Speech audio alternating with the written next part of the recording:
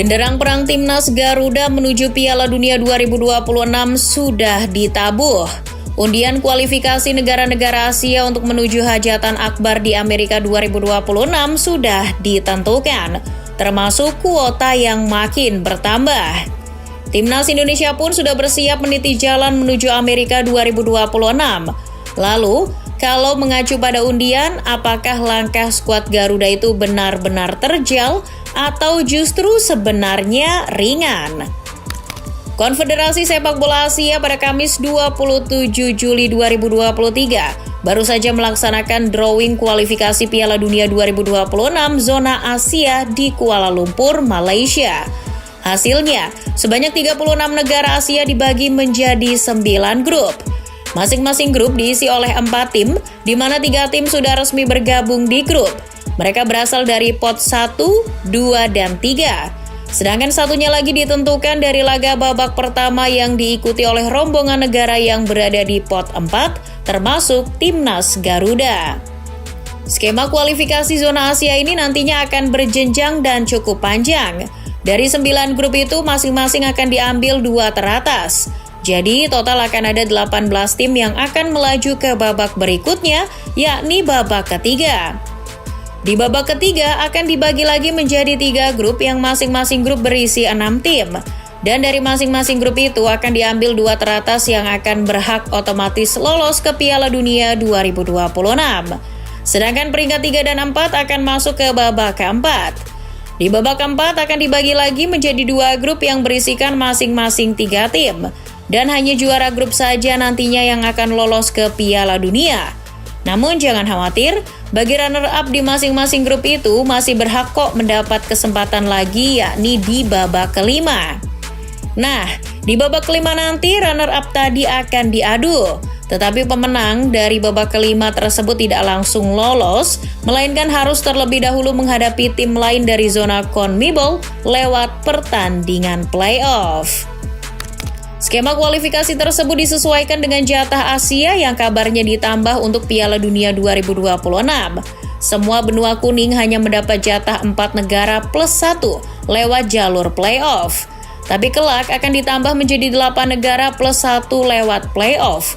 Jadi yang otomatis lolos dari wakil Asia ada 8 negara. Ya, hal itu terkait dengan adanya perubahan jumlah peserta Piala Dunia 2026 nanti yang akan berjumlah 48 negara. Artinya, kesempatan bagi negara-negara yang selama ini belum beruntung lolos ke Piala Dunia makin terbuka lebar. Termasuk mimpi di siang bolong masyarakat Indonesia. Iya, Timnas Garuda harusnya tambah lebih semangat dengan bertambahnya jatah dari zona Asia ini. Meski berada di pot 4, paling tidak kita optimis dulu lah. Ditambah mujurnya kita di fase undian. Perjalanan skuad Timnas asuhan Coach Shin menuju Piala Dunia akan diawali dengan berduel dengan Brunei Darussalam. Laga itu akan berlangsung 2 leg di tanggal 12 dan 17 Oktober 2023. Di atas kertas, peluangnya lolos terbuka lebar. Apalagi kita unggul dari Brunei. Pertemuan terakhirnya saja di Piala AFF 2022 lalu, Timnas menang besar 7-0. Setelah menggasak Brunei, nantinya Timnas sudah ditunggu di grup F di ronde kedua. Grup yang berisikan tim macam Irak, Vietnam, dan Filipina. Timnas Indonesia setidaknya harus bersyukur dengan hasil undian ini. Grup yang mirip di Piala Asia ini dikatakan cenderung sepadan. Daripada Thailand yang harus menerima nasib berada di grup neraka bersama Korea Selatan, Tiongkok, dan pemenang dari Singapura versus Guam. Bahkan manajer mereka, Madam Pang, pun pesimis dengan hasil undian tersebut. Melihat grup Timnas Garuda di kualifikasi Piala Dunia 2026 ini, memang sekilas mirip dengan hasil undian di Piala Asia. Sama-sama bertemu Irak dan Vietnam. Bedanya kalau di Piala Asia satu timnya lagi adalah Jepang. Namun kalau di kualifikasi Piala Dunia adalah Filipina. Artinya di atas kertas jauh lebih ringan dong. Yang paling berpeluang besar lolos dari grup ini tentu Irak. Singa Mesopotamia itu masih dilatih oleh mantan staf pelatih Barcelona, Jesus Casas. Mengetahui akan satu grup lagi dengan Indonesia, dirinya mengaku waspada. Menurutnya Indonesia kini sudah berkembang dengan pengaruh para pemain naturalisasinya. Berbeda dengan media Irak yang banyak sesumbar, seperti apa yang dilakukan oleh Irak Football Podcast yang sombong pamerkan rekor Timnas Irak tak pernah kalah lawan Timnas Indonesia. Kalau Vietnam dan Filipina bagaimana? Vietnam masih dilatih mantan pelatih Marseille, Philippe Troussier. Kalau lihat performa, Vietnam di bawah Troussier ini berbeda ketika dipegang Park Hang-seo. Vietnam lebih ada celah, seperti yang sempat dimanfaatkan timnas Garuda di ajang SEA Games. Kalau Filipina, miniatur pilar timnasnya kini malah tersebar di Liga Indonesia. Hadirnya beberapa pemain timnas Filipina di Liga 1 seperti Daisuke Sato, Manuel Ott, Kike Linares maupun Charlie de Murga harusnya lebih mudah bagi kita untuk mengawasi kekuatannya. Pertemuan terakhir timnas senior melawan Filipina yang terjadi pada Piala AFF 2022, di mana timnas Garuda mampu unggul 2-1. Terlepas dari harus melawan Brunei terlebih dahulu, optimisme harusnya tetap digenggam kala melihat calon lawan di grup F. Apalagi melihat perkembangan performa timnas kita yang bergelimang naturalisasi. Tinggal kesulitan saja yang harus diasah dan dimatangkan. Kerangka skuad seperti Jordi Amat, Elkan Bagot, Ivan Jenner, Mark Klok maupun Rafael Struijk masih bisa jadi andalan.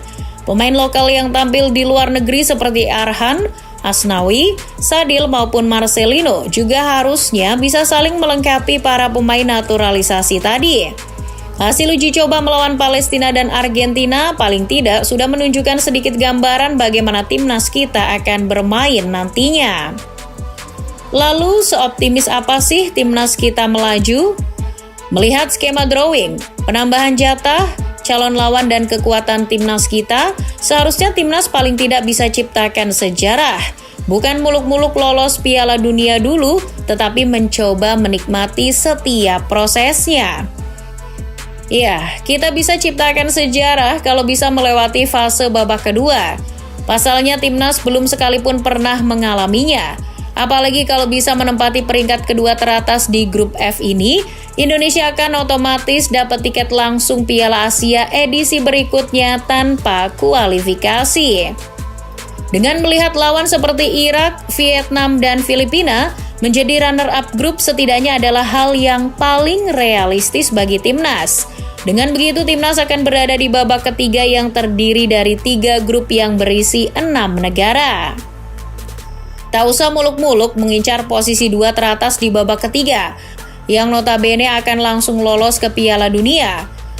Mengincar posisi 3 dan 4 saja sudah realistis bagi timnas kita untuk bernafas lagi di babak keempat.